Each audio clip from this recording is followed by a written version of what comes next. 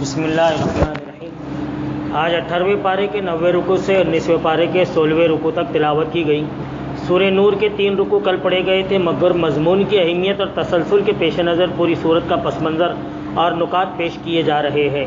یہ صورت مدنی ہے۔ اس سے پہلے سورہ مومنون مکی تھے۔ اس میں ایمان کے جو تقاضے، نمازوں میں خشوع و خضوع، لغویات سے پرہیز، تزکیہ نفس، شرمگاہوں کی حفاظت اور جنسی جذبات کو قابو میں رکھنا، اپنی امانت اور قول و قرار کی پاسداری، ان کے اثرات ظاہر ہے کہ مکہ میں رہتے ہوئے مسلمانوں کی انفرادی زندگیوں میں ہی ابھر سکتے تھے، اس لیے کہ مکہ میں ان کی کوئی اجتماعی اور مؤثر قوت نہیں تھی۔ لیکن ہجرت کے بعد جب مسلمان مدینہ طیبہ میں جمع ہو گیا اور ان کی ایک اجتماعی اور سیاسی شکل بن گئی، تب وقت آیا کہ اس ایمان کے تقاضے ان کے معاشرتی زندگی میں بھی نمایاں ہو۔ چنانچہ جس رفتار سے حالات سازگار ہوتے گئے، معاشرے کی اصلاح کے احکام نازل ہوتے گئے اور ایمان کی نورانیت جو اب تک صرف افراد تک محدود تھی، ایک پورے معاشرے کو منور کرنے لگی۔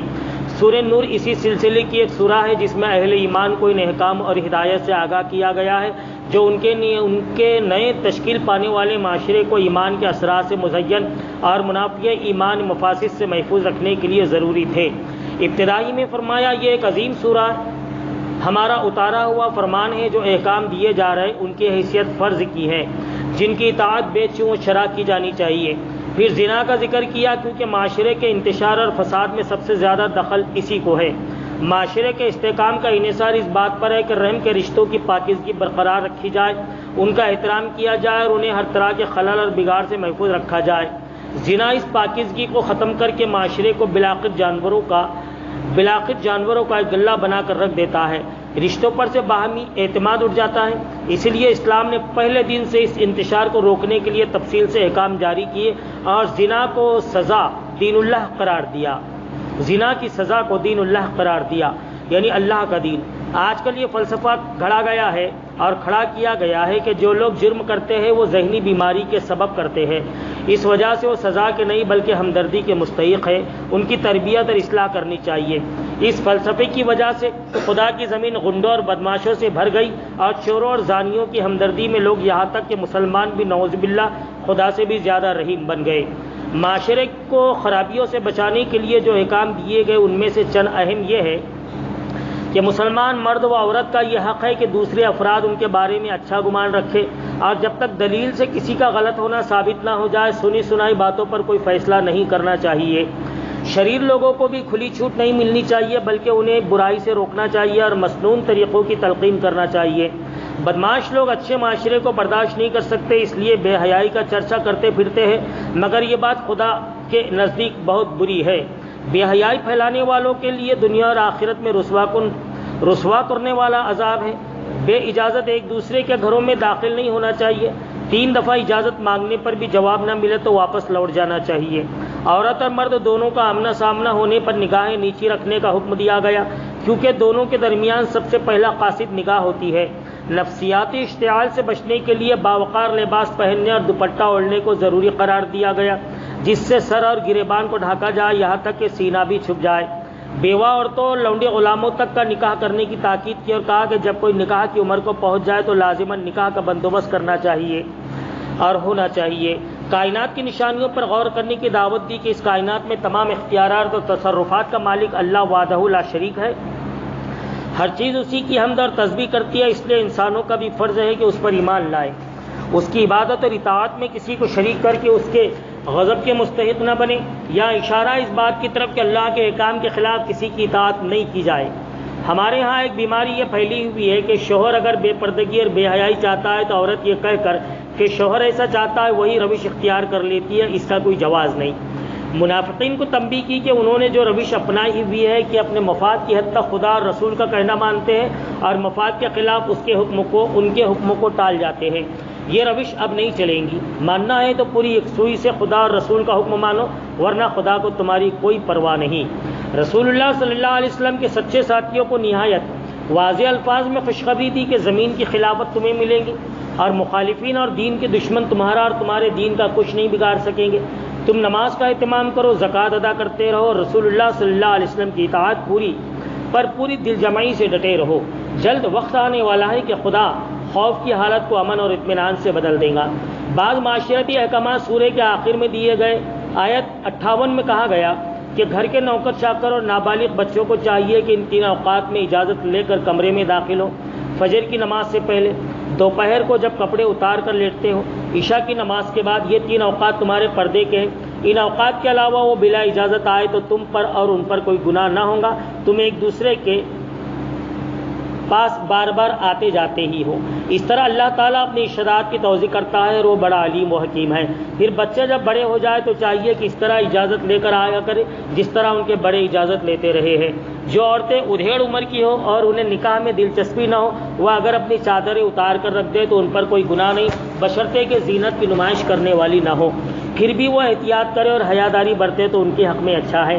حضرت عبداللہ ابن عباس رضی اللہ عنہما فرماتے ہیں کہ جب اللہ تعالیٰ کا یہ حکم آیا کہ ایک دوسرے کا مال ناجائز طریقوں سے نہ کھایا کرو، تو لوگ ایک دوسرے کے یہاں کھانا کھانے میں سخت احتیاط برتنے لگے، حتیٰ کہ قانونی شرطوں کے مطابق صاحب خانہ کی دعوت اور اجازت جب تک نہ ہو کسی عزیز یا دوست کے یہاں بھی کھانا جائز نہیں سمجھتے تھے۔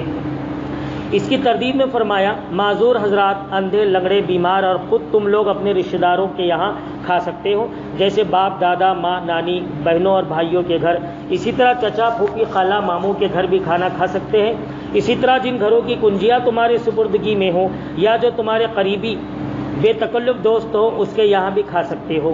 اس میں بھی کوئی حرج نہیں کہ سب مل کر کھاؤ یا الگ الگ کھاؤ، البتہ جب گھروں میں داخل ہوا کرو تو اپنوں کو سلام کر لیا کرو۔ یہ دعائے خیر ہے جو اللہ کی طرف سے مقرر کردہ بڑی بابرکت اور پاکیزہ چیز ہے۔ اللہ تعالیٰ اسی طرح تمہارے سامنے آیات بیان کرتا ہے، توقع ہے کہ سوجھ بوجھ سے کام لوں گے۔ اس آیت سے یہ بات بھی سمجھ میں آتی ہے کہ معذور حضرات کا حق ہے کہ مسلم معاشرے کا ہر فرد انہیں کھانا کھلانے پر تیار رہے، نیز وہ خود بھی کسی کے گھر جا کر کھانا مانگ سکتے ہیں، کھا سکتے ہیں۔ صاحب خانہ کو انکار نہیں کرنا چاہیے، یعنی گھر والوں کو۔ دوسری بات یہ کہ اعزاء و اقارب کے گھر کھانا ایسا ہے جیسا اپنے گھر کھانا۔ قریبی رشتہ داروں اور بے تکلف دوستوں کے یہاں کھانے کے لیے باقاعدہ اجازت ضروری نہیں۔ آدمی ان میں سے اگر کسی کے یہاں جائے اور گھر کا مالک موجود نہ ہو اور اس کے بیوی بچے کھانے کو پیش کرے تو بے تکلف کھایا جا سکتا ہے۔ آخری رکوع میں فرمایا کہ جب اجتماعی کام کے موقع پر مسلمان رسول اللہ صلی اللہ علیہ وسلم کے ساتھ ہو یا اپنے امیر کے ساتھ ہو اور کوئی انفرادی ضرورت پیش آ جائے تو مسلمانوں کو چاہیے کہ رسول اللہ صلی اللہ علیہ وسلم سے یا امیر سے اجازت لے کر جائے۔ پھر امیر کو اختیار ہے کہ اجازت مانگنے والے کی ضرورت کے مطابق چاہے اجازت دے یا انکار کر دے، اور اگر اجازت دے تو ایسے لوگوں کے حق میں اللہ سے دعائے مغفرت کر دے کہ اللہ تعالیٰ معاف کرنے والا اور رحم فرمانے والا ہے۔ اس میں تنبیہ ہے کہ کسی واقعی ضرورت کے بغیر اجازت طلب کرنا تو سرے سے ہی ناجائز ہے۔ جواز کا پہلو صرف اس صورت میں نکلتا ہے کہ جب کہ جانے کے لیے حقیقی ضرورت لاحق ہو، پھر ضرورت بیان کرنے پر بھی اجازت دینا نہ دینا رسول اللہ صلی اللہ علیہ وسلم کا یا امیر کی مرضی پر موقوف ہے۔ اگر وہ سمجھتا ہے کہ اجتماعی ضرورت اس شخص کی انفرادی ضرورت سے زیادہ اہم ہے تو وہ پورا حق رکھتا ہے کہ اجازت نہ دے، اور اس صورت میں ایک مومن کو اس سے کوئی شکایت نہ ہونی چاہیے کہ اس کا امیر اجازت دے یا نہ دے۔ اجازت کے ساتھ استغفار کا حکم دینے میں تنبیہ ہے کہ اجازت طلب کرنے میں اگر ذرا سی بہانہ بازی کا بھی دخل ہو یا اجتماعی ضرورت پر انفرادی ضرورت کو مقدم رکھنے کا جذبہ کار فرما ہو تو یہ گناہ ہے۔ لہٰذا رسول اللہ صلی اللہ علیہ وسلم اور ان کے جانشین کو چاہیے کہ اجازت دینے کے ساتھ یہ بھی کہہ دے کہ خدا تمہیں معاف فرمائے۔ اب سورہ فرقان نہایت مؤثر انداز میں شروع ہوتی ہے۔ بڑی ہی بابرکت ہے وہ ذات جس نے اپنے بندے پر حق و باطل کے درمیان امتیاز کرتے ہونے والی کتاب اتاری تاکہ وہ اہل عالم کو ہوشیار کر دے۔